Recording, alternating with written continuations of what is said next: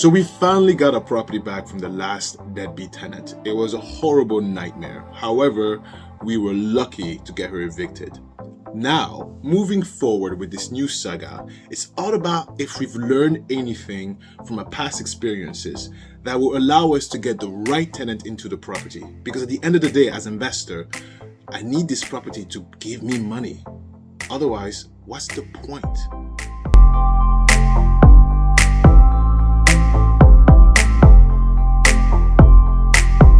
All right, so you know what? Tag along. Maybe you can learn something from our experience now from this new saga of getting a tenant inside, and hopefully I won't make a mistake.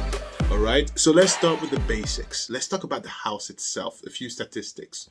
So the house is sprawled on a surface of 1,178 square feet. It is 3 floors.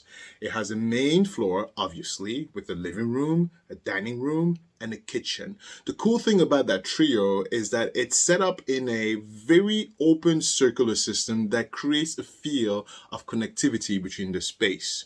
From the main floor, of course, we have access to the back door, right? And within the back door, you have an actual car space, a parking space within the boundaries of your property. It's not quite a garage, but at least you don't have to worry where you're going to park. However, there are plenty of street parking. Then we move up to the first floor. On the first floor, we have 3 bedrooms. We have a full bath, right? And that's where people obviously sleep and shower and all that stuff, right? And in the basement, it's finished, of course. But the other part of the basement is where you have the utility aspect of it. And we also have a half bathroom, okay? The cool thing about the basement that I personally like is that there's a nice little corner where you could turn that space into somewhat of a functionality, like for example, a workout space, right? Why not? And of course, from the basement, you could also access the outdoor space.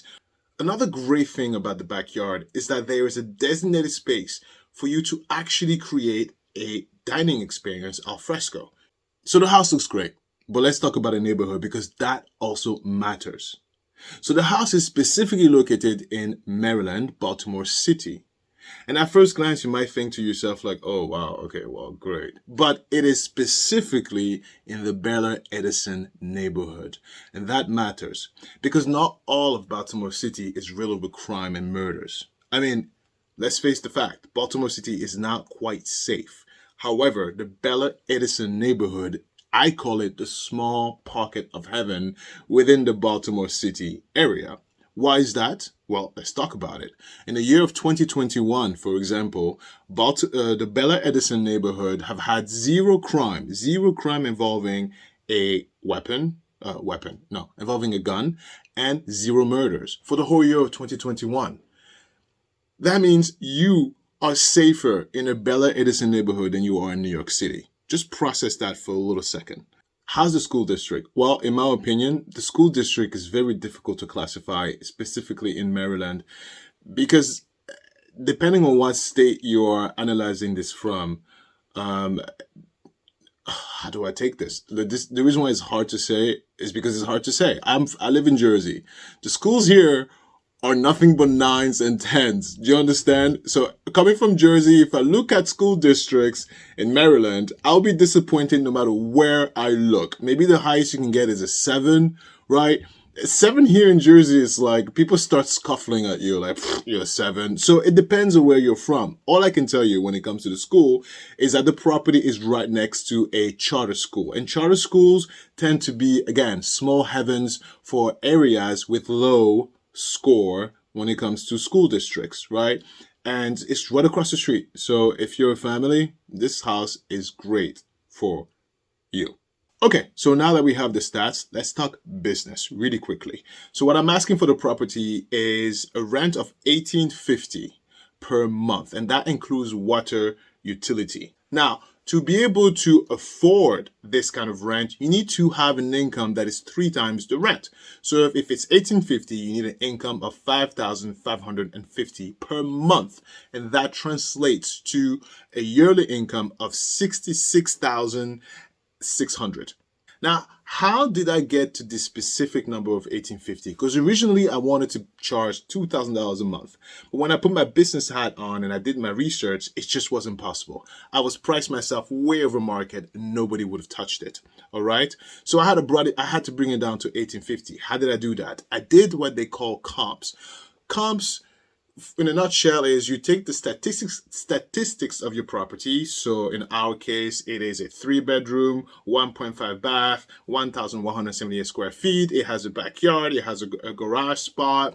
It's in good condition. You take the condition in consideration, and also the type of property it is. Is a single family home or a townhome? And then you compare other homes around like a 5, 10, 15-mile radius, and you compare it to see how much those are being rented for.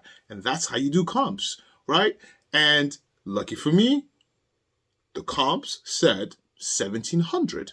So I was like, great. I think my property is in good condition, because it was $1,700, but it looked a little bit dated. My property looked better visually. Okay, so for that, I charge a premium, of course. So I increased the rent from $1,700 to $1,750, and because I'm charging the water bill, then we do $1,850, just in case you spend too much water on it. So I charged a little bit more, and I was like $1,850. Simple as that. So let's move on to some of the details of the lease. The application charge has increased, right? It used to be $25, now it's $30. I'm not paying for that. Get out of here. So your application is going to be $30. The next thing is service of notice charge. What does that mean? Service of notice charge. So the new law that passed is that if you, tenant, decides not to pay your rent, I have to give you a written notice, certified mail, to tell you you haven't paid your rent. The text and the email does not work. I have to write you a letter, and I have to take that letter. I have to get in my car, spend my gas, drive to the post office, put that letter in a box, in the rain, drive home. I mean, are you out of your mind? I'm charging you for that, $100. Service or notice charge, $100. I am not working for you for free, especially if you don't pay your rent. So if I have to serve you any paper, anything I have to serve you legally, whether it's you haven't paid your rent or it's a tenant holdover, I'm charging you $100. So you might ask yourself, well, they're not going to pay. Well, here's the thing. I have it in the lease so I can go after you and get my money when I sue you, right? I'm covering my legal bases here. I'm very clear. And when it comes to the lease agreement, I am nothing but business, right? I have no interest in dealing with deadbeats. I'm done with that. That is beyond me. I'm done with that. Okay? The next thing is lease violation charge. Now, if you break your lease, or if you violate the lease for any reason, right? If it's a violation of the lease, I'm charging you for the headache of dealing with you $100. Okay? It's $100. Simple as that. I don't have to explain to you why that is. I think that, as part of being a grown-up, respect the contract. I will respect the lease. You respect the lease. And it's simple as that. I have no interest in dealing with people who are deadbeat. Respect the lease agreement. It's a contract. And if you don't want it, don't sign it. I don't care.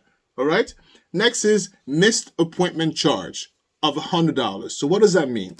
Missed appointment charge, for example, if we have a maintenance ticket, if you have something that we need to go and address and we schedule it, and I get the 24-hour notice, and because I don't need you there for my maintenance guys to go and check in, right, and fix the item. If you physically refuse access to my maintenance guy, right, after the notice, if you physically refuse access to the maintenance person, I'm not fighting with you, okay? I'm telling the maintenance guy, look, don't worry about it. I'll pay you for your time, and you get charged for that time. Right? It's $100. I'm paid the maintenance guy his probably travel fee, which is going to be $50, but I'm inconvenienced. So you paying me as well, $50 for the inconvenience. Okay? So the missed appointment charge is $100. Then there's another one.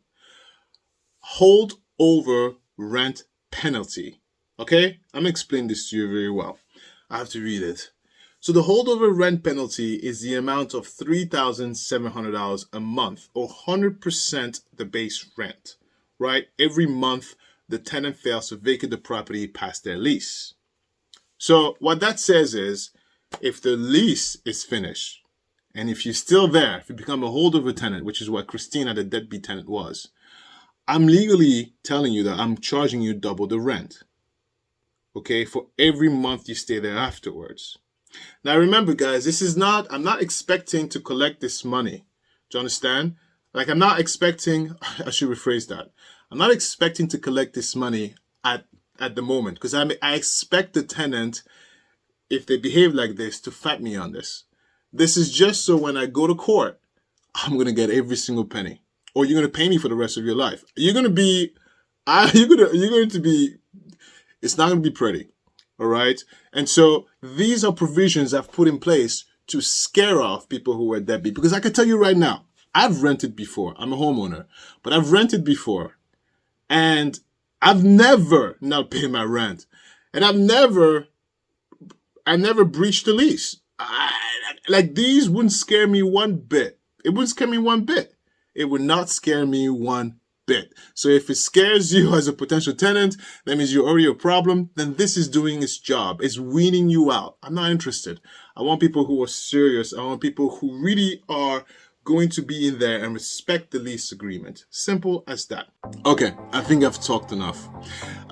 Thanks for watching. So for the next video, what we are going to talk about is the vetting process. Some of my vetting tools that are going to be important in making sure I don't run into a potential deadbeat. And yes, let the gauntlet begin. See you next time. Like and subscribe. This was actually quite fun to do.